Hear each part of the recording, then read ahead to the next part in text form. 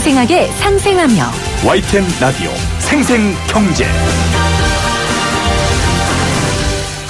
안녕하세요. YTN 라디오 생생경제 김혜민입니다. 2009년 쌍용자동차 파업 농성 당시 경찰은 발암물질이 들어간 최루액과 대테러 장비로 분류된 테이저건, 다목적 발사기를 사용해 농성을 진압했는데요. 이를 이명박 정부 당시 청와대가 승인한 것으로 드러났습니다.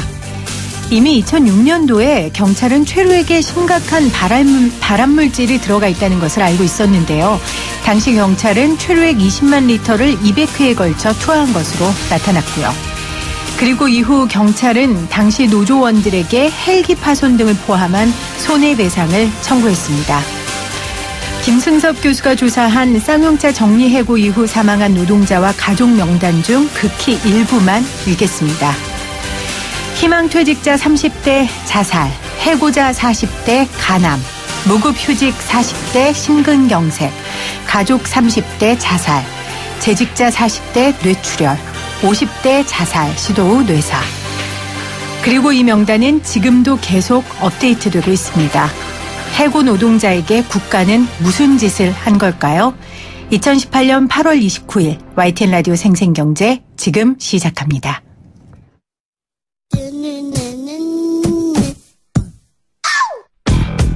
더 생생한 경제, 더 상생하는 대한민국. YTN 라디오 생생경제. 오늘 가장 뜨거운 경제 뉴스를 제일 생생하게 전해드리는 시간입니다. 정부의 내년도 가계부가 나왔습니다. 470조 5천억 원인데요. 올해 예산보다 41조 7천억 원 늘었고요. 글로벌 금융위기 직후인 2009년 이후 최대 증가율입니다. 내용을 가지고 정치적 공방이 많습니다. 공방하기 전에 우리는 가계부의 내용부터 살펴보도록 하겠습니다. 나라살림연구소 이상민 수석위원 나오셨어요. 안녕하세요. 예, 안녕하세요. 매년 예산안이 나오면 슈퍼 예산이다, 초슈퍼 예산이다 이런 말들 하는데 이게 기준이 있습니까?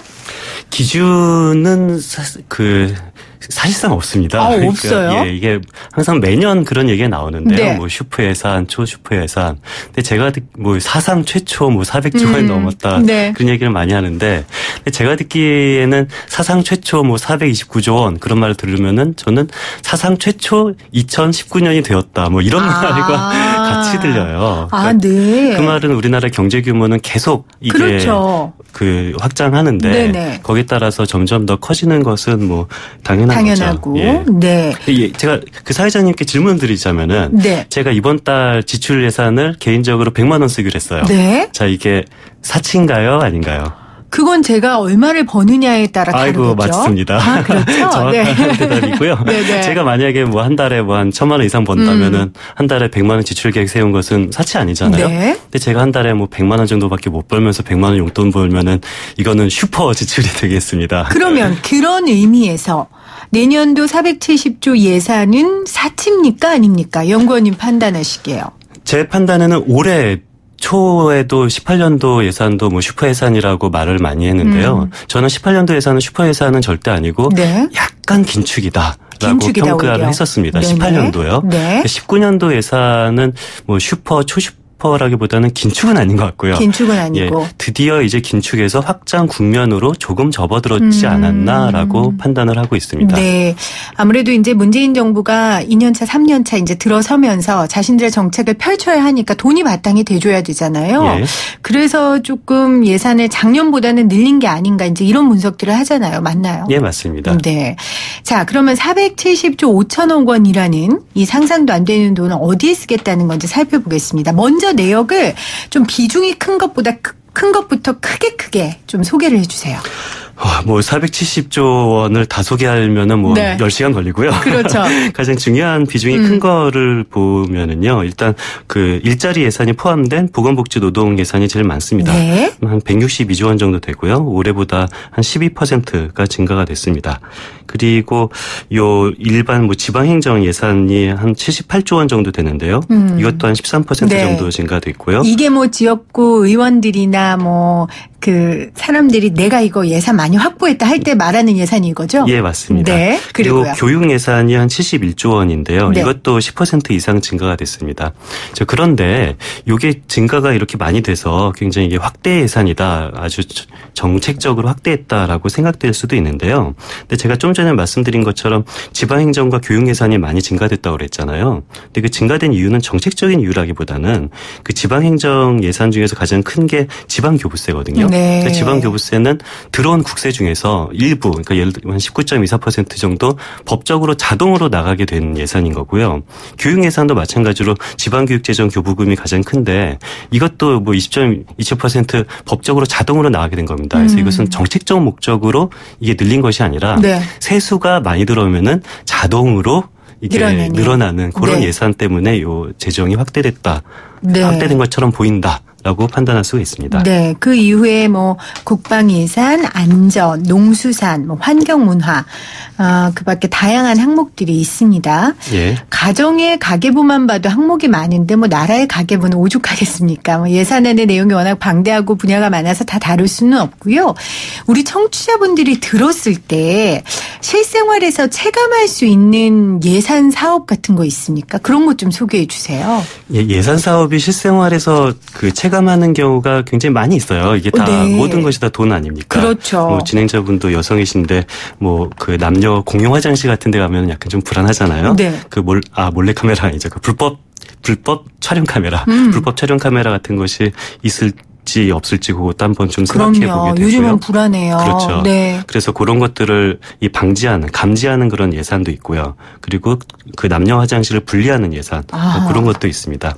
그리고 스마트폰으로 뭐 증명서 같은 거 하나 떼기 위해서 동사무소 가기 굉장히 불편한데요. 바쁘신데. 그래서 스마트폰으로 증명서 같은 거를 발급할 수 있는 예산도 있고요. 네. 그리고 저는 개인적으로 마음에 든 예산이 그 군 장병들에게 그 아주 따뜻한 그 보온 패딩 점퍼를 주는 예산이 20억 원 되는데요. 네네. 요즘엔 덥기도 하고 춥기도 하잖아요. 네. 그래서 이런 것들이 꼭 필요하다라고 생각을 합니다. 근데 이게 예산 사업으로 할 수도 있고 규제 사업으로도 할 수가 있는데 그런 것들을 잘 봐야 되거든요. 예를 들어서 뭐 스마트폰으로 증명서를 발급할 수 있는 예산, 저는 개인적으로 바람직한 예산이라고 봅니다만, 근데 이게 액티브엑스를 쓰지 못하도록 규제만 하면은 오히려 이런 것들이 또 편할 수도 있어요. 네. 그래서 예산 사업은 반드시 어떤 그 해당하는 규제와 같이 가는 것이 더 실제 효율적일 수 있다라는 말을 하고 싶습니다. 네. 나라살림연구소가 이제 이런 거 연구하는 거잖아요. 예. 그렇죠, 연구원님? 저는 그 예산 중에 예비군 동원훈련비가 올해 16,000원인데 내년도에 32,000원으로 2배 인상된대요. 예, 맞습니다. 이 예산도 많은 분들이 되게 좋아하시겠다. 이거 굉장히 필요합니다. 네. 밖에 계신 우리 감독님은 안 좋으세요? 이 예비군 동원훈련비가 늘었답니다. 끝났어요. 끝났군요. 저도 그 예비군 동원 훈련을 지금 받지 않아서 요걸 언급을 안 했는데요. 그래서 언급을 안 하셨군요. 근데 끝나서. 이건 굉장히 이게 사실 군대 문제, 예비군 문제가 남녀 대결로 네. 이루어지는 경우가 있잖아요. 그러니까 그런 것들은 사실 국가가 재정을 투입을 해서 이 성별 그 형평을 맞춰야 되는데 재정을 투입하지 않으니까 이게 불필요하게 남녀가 이게 싸우게 되는 문제로 그렇네요. 되는 것 같아요. 그래서 이런 데는 재정을 많이 투입하는 것은 굉장히 바람직하다고 생각합니다. 네. 사회적 갈등 비용을 줄일 수 있겠네요. 이런데 예산을 이런데 예산을 쓰면요. 예. 정말 실생활을 체감할 수 있는 새로운 예산에 대해서 좀 소개를 해주셨고 2019년 정부 예산안 중에서 가장 돋보이는 게 아무래도 복지 예산입니다. 예. 특히 복지 예산 중에 일자리 예산이 23조 5천억 원이더라고요. 이거를 정부가 직접 일자리를 만드는 데 사용하겠다는 건가요?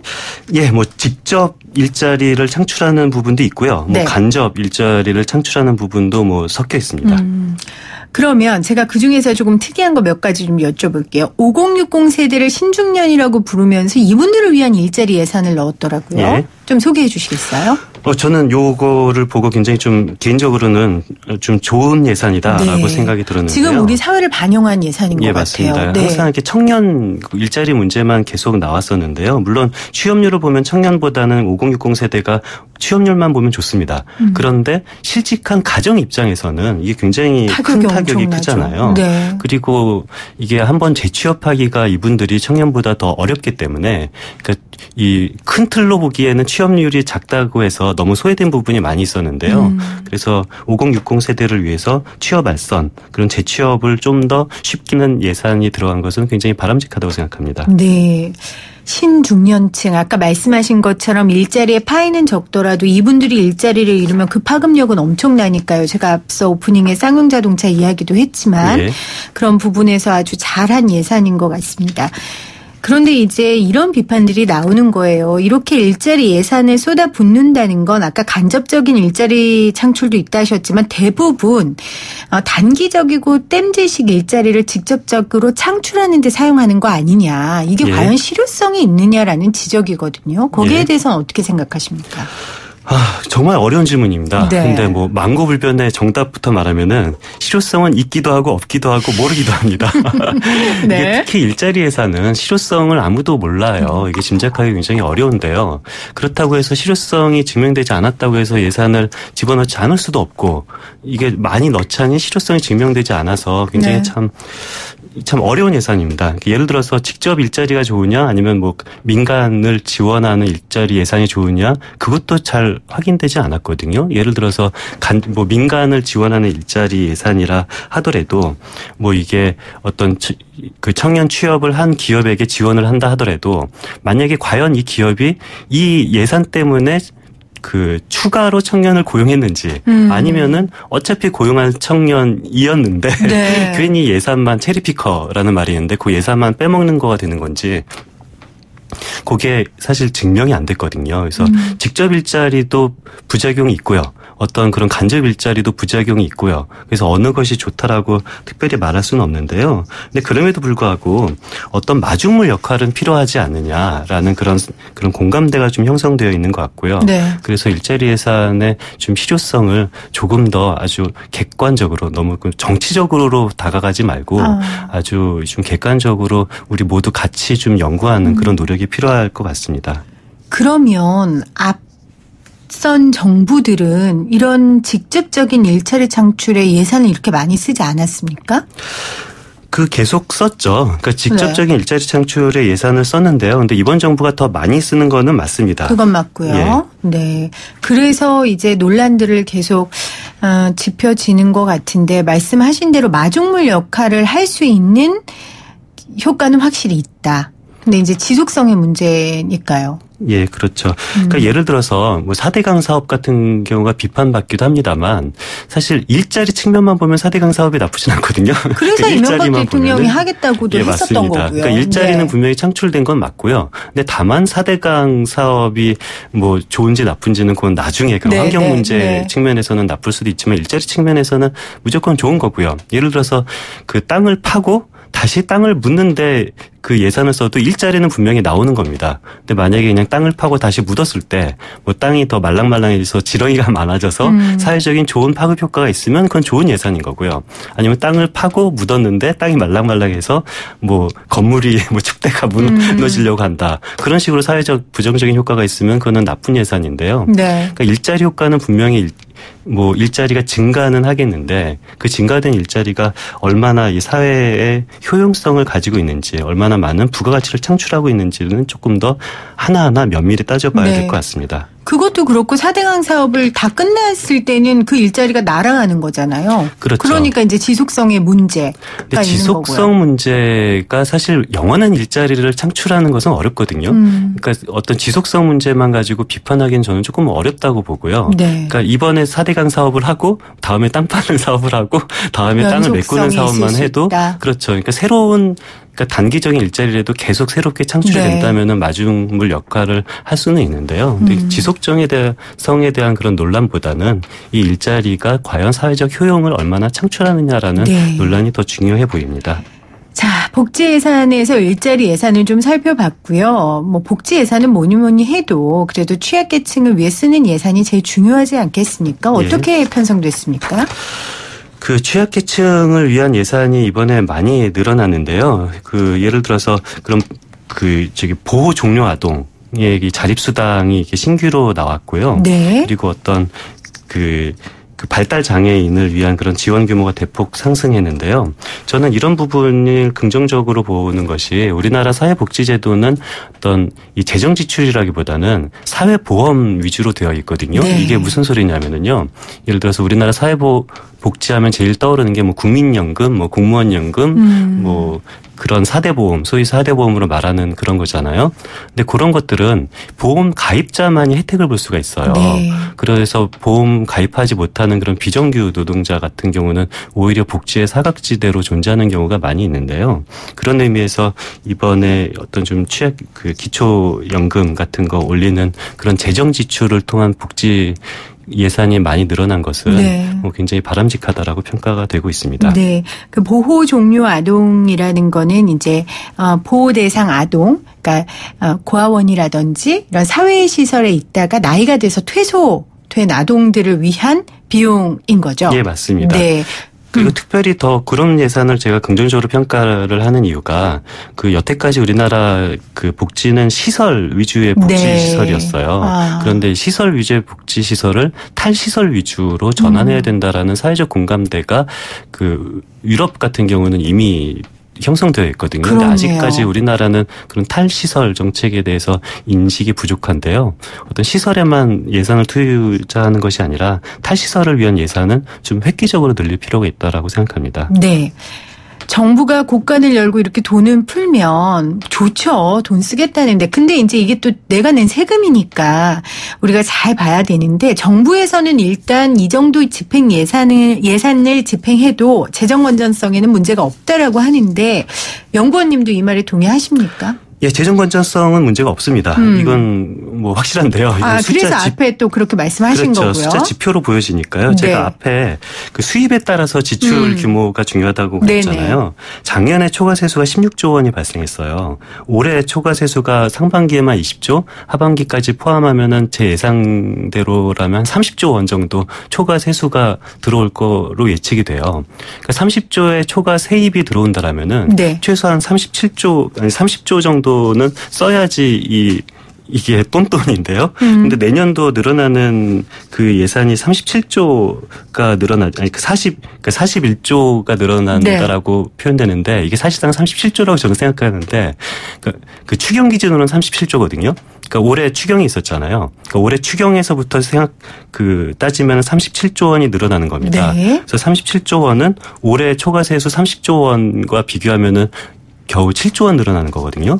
뭐 내년도에 뭐 7조 원 이상의 세입은 당연히 확충이 될 거니까요. 네. 그렇게 수입을 보면은 뭐 재정 그 건전성에는 문제가 없다고 생각합니다. 네. 정부의 내년도 가계부 분석을 나라살림연구소 이상민 수석위원과 함께 해봤습니다. 위원님 고맙습니다. 예, 감사합니다.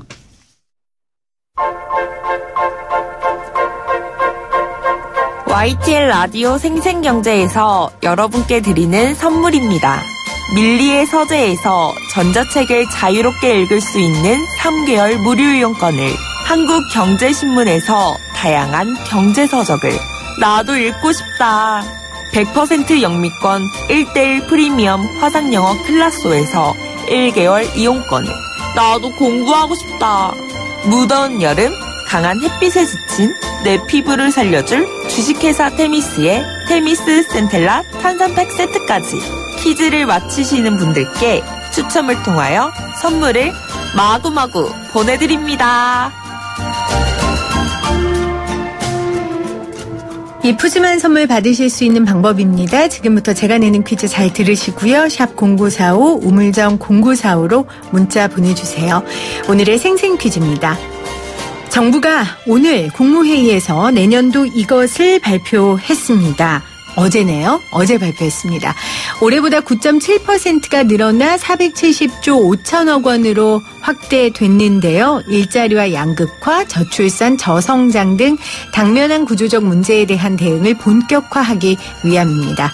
여기서 오늘의 생생 퀴즈입니다. 국가나 단체에서 한 회계 연도의 수입과 지출을 미리 셈하여 정한 계획을 무엇이라고 할까요? 1번 예산안, 2번 개편안입니다.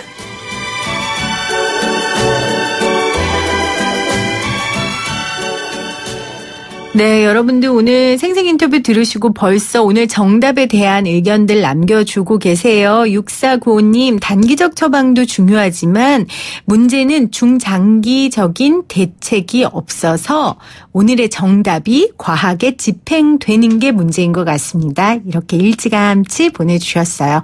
여러분들도 정답 보내주세요. 1번 예산안, 2번 개편안입니다. 생생하게 상생하며 YTN 라디오 생생경제는 방송통신위원회의 방송통신발전기금을 지원받고 있고요. 포스코와 함께합니다. 저는 2부에 다시 올게요.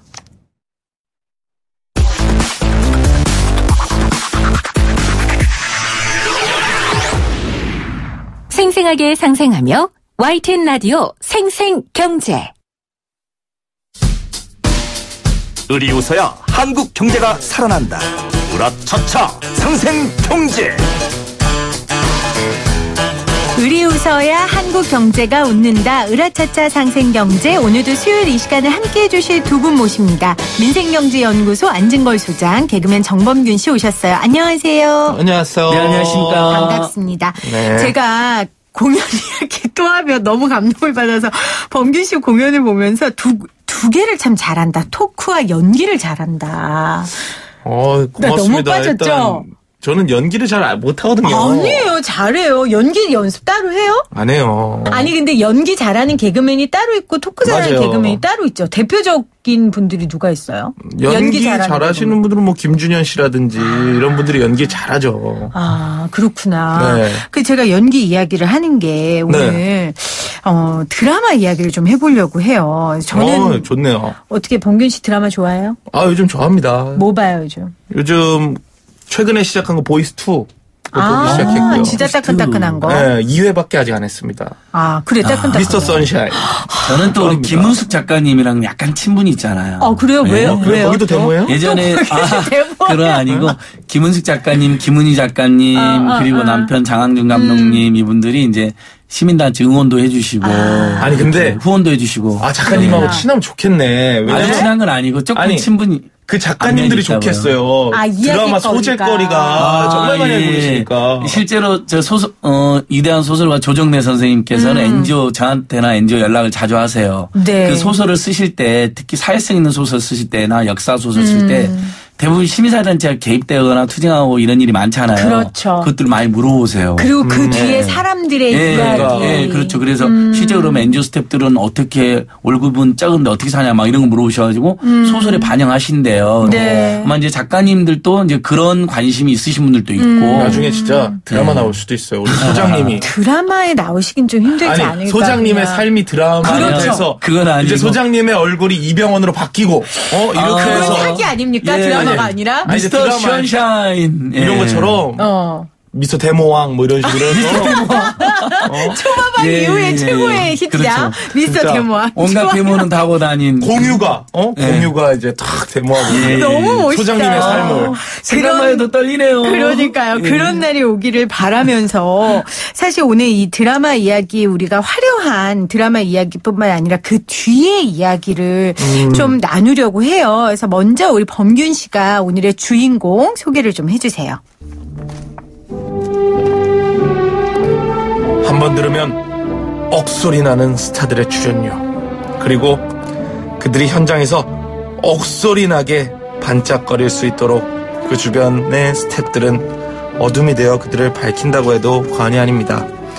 미디어 현장에서 임금체불, 부당대우, 열악한 근무 환경을 견뎌가며 오늘도 을의 삶을 강요받는 그분들을 위해 뛰는 분입니다. 한빛 미디어 노동인권센터 이한솔 이사 나오셨어요. 어서 오세요. 네, 어서오세요. 반갑습니다. 반갑습니다. 잘생기셨어요. 그래서 그쵸. 나는 아까 저 바깥에서 보는데 진짜 무슨 연기자분이 연기자 노조에서 나온 줄 네, 알았어요. 저는 오늘 저 대학로나 이쪽에서 연극하시는 분이 오신 줄 알았어요. 되게 잘생기셨어요. 그쵸. 여기 실제로 우리 이한솔 그 이사님이 우리 상암도시 가까운 모 대학 총학생회장. 그런 지금? 아니요, 이제 예전에. 네네네. 되게 열심히 학생회에서 역시 회장 인생은 달라요. 달라? 네. 뭐 했어요, 학교 다닐 때? 학교 다닐 때 그냥 다녔어요. 네, 농구했어요. 농구해서 지금도 농구복 입고 있어요. 네. 자, 엄마가 그냥 학교 다니는 것만으로 고마워하는 학생이었죠? 그냥 뭐 성적표를 잘 못 드리는 학생이었죠. 그래요. 아니, 이한솔 우리 이사님 이야기한 게 더한 게 이제 학교에서 학생 활동한 것으로 있지 않고 민달팽이 유년이라고 예전에 우리 생생경제에서도 맞아요. 청년 주거권 또 없이 사는 사람들의 주거권이 너무 열악하다 그 문제를 했었잖아요. 네. 그러니까 그런 민달팽이 유년 활동도 열심히 하는 분이라는 소개를 해드리려고 그런 겁니다. 그렇고 고마운 분이죠. 오늘 모신 건 이제 한빛 미디어 노동인권센터의 이제 소장이죠.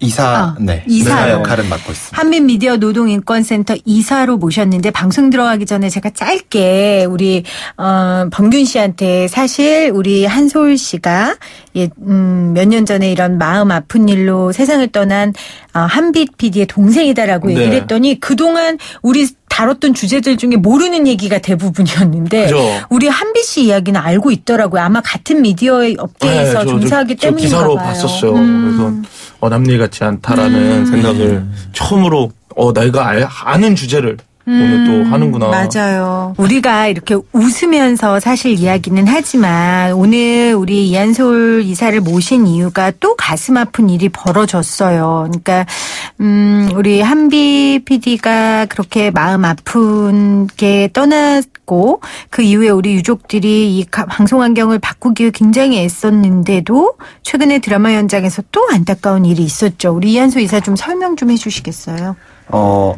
이제 최근에 30이지만 뭐 드라마에서 이제 스텝 한 분이 돌아가셨다라는 이야기가 좀 알려지게 되었어요. 근데 뭐 이 건의 경우는 제가 알기로는 유가족분들께서 뭐 현재 이야기된 수준까지만 이제 알려지기를 원하셔서 뭐 제가 막 자세히 설명드리기는 어렵겠지만 그냥 간단하게 조금 정리해 보자면 최근에 폭염이 되게 심했었잖아요. 그런데 이제 드라마 현장의 소위 100시간 노동으로 알려져 있는 주당 100시간 노동의 어떤 현장의 분위기 자체는 계속 유지가 되어 오고 있었고 뭐 그렇다면 뭐 이게 어떤 이유에서든 간에 그리고 이분뿐만이 아니라 그런 살인적인 폭염의 촬영 스케줄에서는 누군가 한 명은 쓰러지려면 쓰러질 수밖에 없었던 상황이었다라고 생각은 합니다. 당연히 예견할 수 있다는 얘기죠. 네, 그래서 얘기는. 이거는 뭐 30이지만의 문제라기보다는 사실은 이때 아직까지 계속적으로 이 스케줄이 유지되고 있었다는 사실에 조금 집중해야 되지 않을까라고 생각하고 있습니다. 네. 그렇죠. 이번에 사망한 스텝 같은 경우에 카메라 촬영팀 소속이고 포커스 플러라는 역할을 했대요. 이게 어떤 역할이에요? 그러니까 카메라를 하면서 이제 뭐 그러니까 렌즈에 초점을 맞춘다든지 좀 이런 역할들을 한다라고 보시면 돼요. 그게 그렇게 고된 일인가 뭐 이렇게 말하는 분들도 계시더라고요. 그러니까 그만큼 일에 대한 이해도가 지금 떨어진다는 건데. 얼마 중요한 건데. 왜냐면 카메라 초점이 안 맞으면 그렇죠. TV에 나갈 수가 없어요. 이상 뿌옇게 보이고 안 보이고 이게 굉장히 중요한 역할입니다. 근데 이게 육체적 강도, 그러니까 노동의 강도가 이런 부분들이 굉장히 어렵나요? 근데 이제 포커스 플로가 특별히 어렵다 쉽다 약간 이런 말씀을 드리는 것보다는 직종이나 일의 문제가 아니라 오히려 환경의 문제라는 뭐 예를 들면 거죠. 카메라 팀이면 카메라 팀별로 이제 역할이 이제 분배되어 있고 사실 현재 드라마 제작 환경에서는 연출자의 지시로 이제 계속적으로 이제 촬영을 한 팀이 맡아서 촬영 파트를 담당을 해야 되기 때문에 사실 여기서 자기가 뭐 조명을 초점을 잘 맞췄다 해서 저는 제 일을 다 했으니까 갈 수 있거나 뭐 이런 분위기가 전혀 아닌 거죠. 어쨌든 그렇죠. 이 팀이 팀으로 움직이게 되고 팀의 역할들을 수행하는 과정에서 어떤 팀이든 그 현장이 100시간을 찍게 되면 계속 거기에 버텨야 되는 거고 사실 드라마 같은 경우는 야외 촬영도 되게 많거든요. 그죠. 그러다 보면 이 상황에서는 특히 폭염에서는 상황이 열악해질 수밖에 없다라고는 생각하고 있습니다. 아니 포커스 플러가 사실상 촬영팀 막내예요. 네. 그러니까 더 어디 가서 본인이 힘들고 어렵다는 이야기를 할 수도 없고요. 그냥 팀이 하는 역할을 다 맡았다라고 생각하시면 돼요. 그러니까 업무 강도와 스트레스가 뭐 컸을 거라고 예상이 되는데 이 일뿐만 아니라 관련된 제보들이 계속 들어온다고 들었어요. 네. 어때요 지금 상황이? 뭐 제보는 사실 뭐 쉬고 싶어도 쉬지 않게 그냥 계속 시기별로 건건이 들어오고 있어요. 네. 뭐 지난번에 제가 나왔을 때 똑같이 말씀드렸던 것 같은데 어쨌든 주당 시간이 뭐 일주일에 100시간이 넘고 뭐 이거를 조금 조정해 보자라고 하면 뭐 주 6일에 20시간씩 찍던 드라마 환경을 개선해 보겠다면서 찍는 거를 줄이는 게 아니라 주 7일에 막 18시간을 보고 약간 이런 꽁트 같은 쓰는군요. 짓을 계속 하는 거죠. 기본이 안 갖춰져 있으니까 여기서 제보도 다른 거가 들어올 수가 없어요. 그냥 살인적인 노동 스케줄 그리고 그로 인한 임금 착취 이 두 부분이 너무나 강력하게 들어오고 있는데 제작사나 방송국은 뭐 최대한 우린 노력했고 최근에 많이 변화라고 해서 바뀌려고 노력했지만 불가피한 변수로 촬영 막판이나 뭐 어떤 특정 시기에 노동 강도가 심해졌다라고는 변명은 하고 있어요. 그래서 사실 생각해보면 이게 2년 전부터 똑같이 반복됐고 그러면 똑같이 변수가 터졌다라는 얘기는 이건 더 이상 변수로서의 의미를 둘 수 없다라고 저는 생각하고 있습니다. 그러니까 이 폭염 기간에 76시간을 연속 일했다는 거거든요. 서른이지만 그 드라마 이제 스태프께서 이 비슷한 때 또 한 노동자가 건설 노동자가 폭염에서 일하다가 돌아가신 일이 있었어요. 근데 그 경우는 그분이 너무 힘들어갖고 작업 중지 요청을 했는데도 안 받아들여갖고 돌아가신 것으로 지금 확인되니까 이 노동자들의 작업 중지 요청권을 좀 더 실질해야 된다.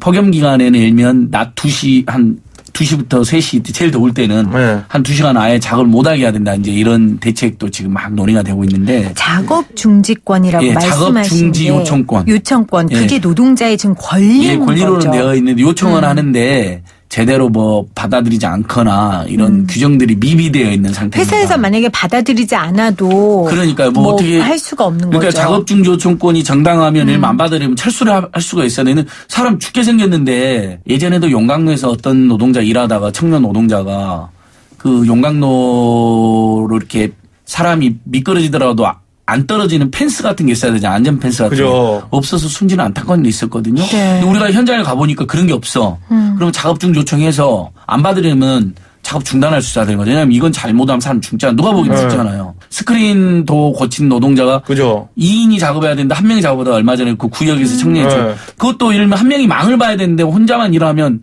이거 작업 못한다. 중지 요청하고 작업 중지 요청에 받아들여야 되는데 이게 안 되는 거잖아요. 제대로 그런 것처럼.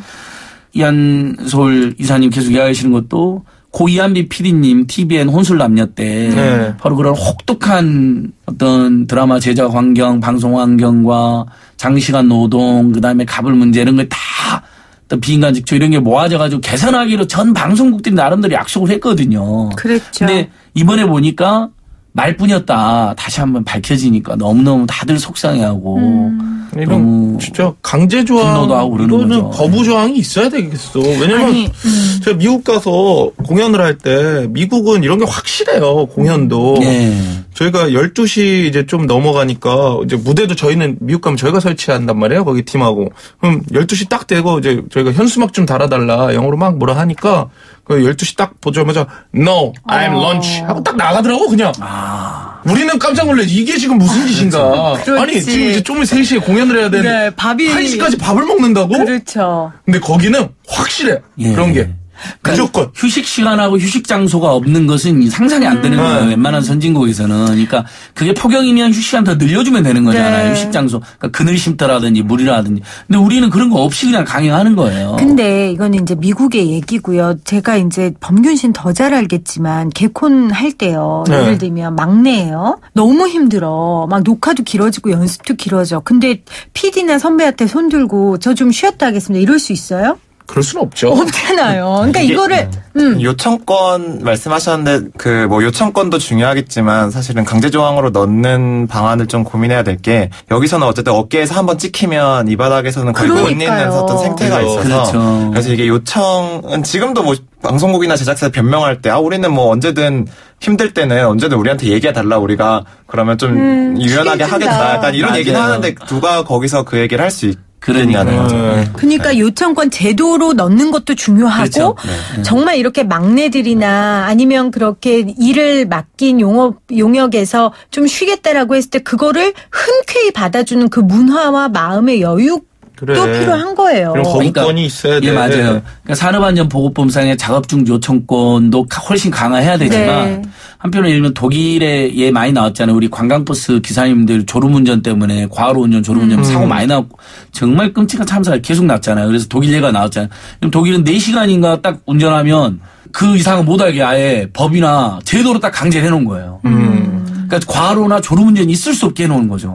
그러니까 그런 것을 장시간 노동이 빈번한 곳, 또 폭염기간에 노동이 있는 곳에는 그것도 야외 노동이 있는 데에는 그런 제도를 만들어 놓으면 되잖아요. 예를 들면 네. 오후 2시간, 폭염 2시간은 아예 원칙적으로 쉬어야 된다. 그러게요. 야외에서 특히 야외 폭염기간에 하는 거라든지 또는 뭐 장시간 뭐 찍는 경우다 하더라도 그 경우에 예를 들면 중간에 얼마만에 쉬면 반드시 의무적으로 딱 쉬게 하고 그거 안 지키면 페널티도 강하게 주고 이렇게 해버려야 되는 거예요. 사실 이런 더운 여름에는 아무것도 안 하고 싶어요. 아, 그럼요. 그러니까 아무것도 가만히 있어도 죽게 생겼는데 숨이 턱턱 막히고. 근데 저는 이제 이런 생각이 들어요.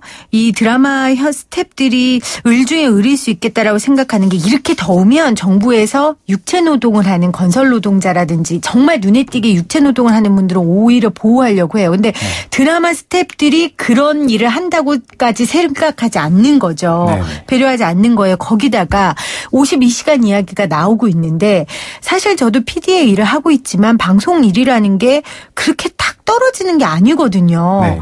뭐 방송 준비하다 보면 퇴근 시간에도 하게 되고 52시간 근무제 도입은 지금 드라마 이 현장에서는 어떻게 적용될 예정입니까? 사실 이제 특례업종 뭐 이런 논란들이 있으면서 현재 뭐 52시간 아니고 68시간이 적용되는 것들을 원칙으로 하려고 했지만 또 이것조차 이제 약간 정부에서 방송 드라마 업계는 좀 유예를 시켜놨어요. 그래서 일단 뭐 내년까지는 이제 유예 좀 과도기로서 유예를 준다라고 했는데 이 유예라는 어떤 결정을 내리는 순간 방송국이나 제작사 입장에서는 이 정부가 여기는 건들고 싶어하는 의지가 없구나 약간 이런 것들을 확인하면서 계속 편법들을 계속 양산해 나가고 있는 좀 추세라고 볼 수 있습니다. 편법이라 그러니까 하셨는데 예를 들면요. 사실은 뭐 68시간이 정확히 적용되더라도 뭐 하청에 재하청을 주는 구조에서는 방송국이 책임지는 사람들이 뭐 연출자와 여기로 따지면 뭐 YTN에 소속되신 분들한테만 제한이 되니까 그렇죠. 여기서 어떤 팀으로 계약을 맺거나 근로계약서를 쓰지 않은 사람들한테는 그 68시간이든 52시간이든 적용할 수 있는 어떤 법적 근거가 없게 되는 거죠. 그러면 뭐 PD는 그냥 일 시켜놓고 피팅 감독 돌려서 또 다른 분이 와서 드라마를 또 찍으면 되는 구조인데 그 밑에 있는 스태프들은 그걸 다 계속 찍어야 되니까 결국은 이 사람들한테 적용받지 않는 그런 편법이 일단 1번 있고 또 하나의 좀 우려된 지점들은 드라마가 이제 3개월을 찍고 그 다음에 조금 그 연출팀에서 좀 일부를 쉬고 다시 또 3개월 정도를 빡세게 찍고 약간 요렇게 구조가 가고 있는데 근데 스태프들은 또 그런 생리로 움직일 수는 없어요. 근데 이걸 유연 근로제나 이런 것들을 적용시킴으로써 예를 들면 6개월 단위로 계산을 하는 거예요. 그러면 3개월을 찍고 3개월을 쉬는 그 PD들은 실제로 100시간을 찍어도 52시간을 근무해도 이게 그런 시간상으로는 채워지는 거잖아요. 근데 스태프들은 3개월씩 찍고 3개월을 쉴 수 있냐? 그러면 먹고 사는 게 불가능하기 때문에 생계의 위협을 이거를 이런 식으로 이렇게 편법을 빠져나갈 수 있는 게 너무 많은데 요거에 대한 대책은 없고 오히려 강하게 밀어붙여야 될 때 저희가 어쨌든 힘을 받았고 혼술남녀 이후에 대책이 계속 방송업계를 이렇게 개선해야 된다는 요구가 있어서 되게 많은 변화들이 일어날 것 같은데 정부가 오히려 초를 쳐서 우린 유예시키겠다 약간 이렇게 발표해버리면서 지금 상황들이 전혀 안 나아졌고 그러면서 제보도 벌어지고 문제들이 계속 터지고 있다라고는 생각합니다. 재밌게 보는 이 비디오가 이 영화가 이 드라마가 뒤에서 사람들이 눈물이 막 죽고 막 다치고 이런다면 마음이 너무 무겁잖아요. 더더욱이나 그리고 고 이한비 PD 안타까운 희생을 통해 가지고 한빛 미디어 노동인권 센터까지 이렇게 사회적으로 굉장히 응원과 격려 속에 출범했는데 그리고 활동을 열심히 하고 있는데 또 이런 일이 지금 발생한 거거든요. 물론 폭염이라는 예상치 못한 조건이 있긴 했지만 폭염이 아니었다더라 이렇게 장시간 노동이 계속 강제되면 누구라도 돌아가시거나 쓰러질 수밖에 없거든요. 네. 그리고 또 하나의 이제 문제는 이 미디어 현장의 열악한 임금 체계예요. 네. 그 노동 시간도 그렇지만 그 노동 시간에 비해 턱없이 적은 이 임금. 참 처음 막내 때 받는 월급 기억해요? 많지는 않았어요. 뭐 액수를 얘기할 수는 없지만 많지는 않아요. 그러니까 지금 개그맨들은 그래도 연예인이니까 그 정도 받지만 우리 스태프들은 오죽하게서 어때요? 지금 임금 현황이? 사실 이 임금과 관련된 부분을 이야기하려면 계약 구조나 이 하도급 그러니까 도급 체계를 조금 더 설명을 먼저 드려야 되는데 네. 기본적으로 드라마 제작을 할 때 그 턴키 계약이라는 방식으로 이제 계약을 합니다. 그러니까 연출팀이 있고 연출팀이 뭐 카메라 팀과 개별적으로 통으로 이제 계약 몇 천만 원을 편성해서 카메라 팀에게 툭툭 던져주고 혹은 조명팀에 던져주고 음향팀에 던져주고 미술팀에 던져주고 이런 식으로 이제 턴키 계약을 맺는데 이 구조에서 그 턴키 계약으로 맺은 개별 팀의 그 막내라든지 세컨드라든지 서드 같은 사람들이 직접적으로 방송국과 어떤 계약을 맺을 수 있는 구조가 아닌 거죠. 그냥 카메라 팀 너희가 뭐 3천만 원 내에서 그냥 우리 3개월 동안 잘 찍어와라. 약간 이렇게 되니까 거기서 그 개별 그 막내로 들어간 사람들이 자기가 얼마 받아야 되는지를 주장할 수가 없어요. 그죠. 시켜주는 걸 고맙게 생각하죠. 거기다가 이제 이게 과거랑은 산업이 좀 달라졌는데 예전에 이 판이 이렇게 공고화되기 전까지는 여기서 버티면 이제 올라가서 자기가 팀 감독이 될 수 있는 어떤 그런 가능성들이 있었는데 지금은 이제 그 세대들이 다 올라가면서 어느 정도 이 판이 어떤 공고화된 체계에서 아직까지 계약 방식은 옛날을 유지하고 있다 보니까 기다린다고 해서 이게 올라갈 수 있는 구조가 전혀 아니거든요. 그냥 그치, 빠져야 되는데 안 빠지는데 뭐 대부분의 사람들이 그냥 현재 그냥 그 노동이 착취당하면서 일하다가 결국 못 버텨서 그냥 떠나는 방식으로 이렇게 산업 구조가 이렇게 형성된 것이 어떤 임금 체계에 더 큰 좀 문제들을 가져오고 있지 않나라는 생각은 하고 있습니다. 소장님은요, 또 문제를 한 가지 지적하신다면 뭐가 있을까요? 아무래도 지금도 그 근로계약서도 제대로 안 쓰는 데가 많이 있을 거예요. 근데 계속해서 정부, 노동부, 뭐 방송국, 뭐 상층부, 그다음에 어쨌든 이런 일이 생기면 그래도 전국 언론노조가 가장 적극적으로 나서 주시잖아요. 최근에는 방송 스태프들도 아예 처음으로 희망연대 노조 방송 스태프 지부를 만드셨더라고요. 뭐 얼마 전에 이제 전국 작가 선생님들도 전국 작가 노조도 만든 것처럼 그러니까 이제 당사자리 나서는 분위기, 그다음에 이제 방송 현장을 그렇지 가장 많이 종사하는 언론 노동자들 총괄하는 언론 노조가 나서는 분위기, 이분들도 근로계약서 반드시 써야 되고 최저임금 나와서 생활임금, 사실 최저임금도 살 수가 없는 임금이잖아요. 최저잖아요. 그러니까 최저임금 더하기 알파가 생활임금이거든요. 생활이 가능한 임금으로. 이건 보장해야 된다고 계속 요구는 하고 있는데 저희가 이제 앞으로 이제 한빛미디어 노동인권센터나 전국 언론노조 계속 활동해 주시겠지만 여전히 근로계약서를 안 쓰거나 계약서의 내용도 굉장히 부실하거나 아니면 여전히 뭐 갑질이 보장되는 게 되어 있다거나 아니면 그 급여도 정말로 외주에 딱 맡겨서 그 본청인 거대 방송국들은 책임을 안 지면서 딱 일정을 그만 딱 주고 근데 촬영하다 보면 우리가 다시 찍기도 하고 연장도 되고 그러잖아요. 근데 금액을 안 늘려주는 거죠. 그러면 사실 최저임금보다 못 받게 돼버리기도 하는 겁니다. 일은 일대로 하고요. 그러니까 이런 문제들이 전체적으로 다 종합적으로 검토돼야 된다고 생각합니다.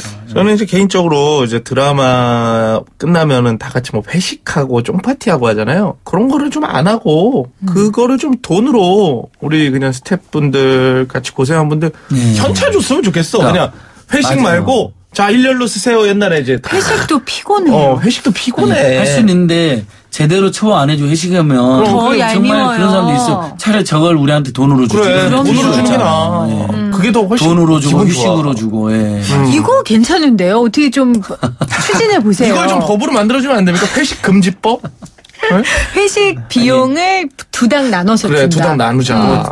그럴 수는 있겠지만 사실 어쨌든 본질적인 해결 방안은 아니니까. 네, 그냥 저희 수준에서 한 얘기니까 너무 개념치 마세요. 또 하되 급여도 더 충분히 받는 뭐 이런 범규님도 이제 그걸 촉구하려고 말씀하신 거니까 오죽하면 그런 말씀을 하셨겠어요. 네, 오늘 의라차차에서 정말 드라마 속에 더 드라마 같은 삶 이야기 나눴는데 그 이한비 PD의 어머니인 김혜영 씨가 이런 말을 했어요. 평범한 가정의 아이가 죽음을 선택할 수밖에 없는 구조에 대해 나는 이야기하고 싶다. 이제 이런 일을 다른 자식들은 겪으면 안 되지 않겠냐. 어머님부터 시작해서 우리 이한비 PD의 어머니 김혜영 씨부터 시작해서 아버님 그리고 그 동생 한솔 씨까지 이렇게 나서고 있습니다. 이들의 외침 무엇보다 하늘에서 우리 한비 씨의 그 외침을 이제는 좀 더 이상 외면하지 않고 들어줬으면 하는 바람입니다. 우리 마지막으로 한 말씀 우리 한솔 씨가 하고 정리하면 될 것 같아요. 지금도 그 카메라 뒤에서 정말 많은 사람들이 그 사람들을 위로하는 드라마를 만들겠다면서 정말 살인적인 그 촬영 스케줄을 이렇게 버텨나가고 있습니다. 그러다 보니까 시청자분들께서도 열악한 환경에서 계속 찍는 방송국들을 네. 조금 같이 문제의식을 가지고 비판해 주셨으면 좋겠고, 화면에 드러나지 않는 사람들이 어떻게 사는지도 이제 조금 더 많은 관심들을 가져주셨으면 좋겠습니다. 네. 우리 같은 일을 하는 우리 범균 씨의 말도 듣고 싶네요. 사실 무대에 서서 사랑을 받을 수 있고 많은 분들이 대중분들에게 사랑을 받을 수 있는 연기자가 되고 개그맨이 되고 가수분들이 되는 거는 사실 뒤에 있는 스태프들 덕분이거든요. 그렇죠. 근데 시상식에서나 이럴 때만 이야기하는 게 아니라 회식 때만 이야기하는 게 아니라 우리가 좀 평소에 이렇게 서로 상생하는 우리 프로처럼 상생하는 현장이 좀 되길 바라겠습니다. 와, 박수. 자, 오늘도 마음이 따뜻하신 분이라고 그랬잖아요. 네, 오늘도 으라차차 함께해 주신 우리 안진걸 소장님, 그다음에 범균 씨, 그리고 우리 이한솔 이사 감사드립니다. 고맙습니다. 감사합니다. 문자로 정답 보내주신 분들 1757님 1번 예산안 저도 오늘 집에 가서 마나님한테 내년도 용돈 좀 올려달라고 해야겠어요. 깎이지는 않을까 걱정이네요. 안 깎이시길 바랍니다. 7720님 일자리 사업을 위한 투자 중요하죠. 그런데 중소기업이나 영세업자는 인력난으로 고민이 깊습니다. 국민의 인식 변화가 국가적 차원에서 더욱 절실해 보입니다. 예산안 하고 정답 보내주셨습니다. 오늘도 함께해 주신 여러분 감사드리고요. 저는 내일 이 시간 다시 오도록 하겠습니다. 고맙습니다.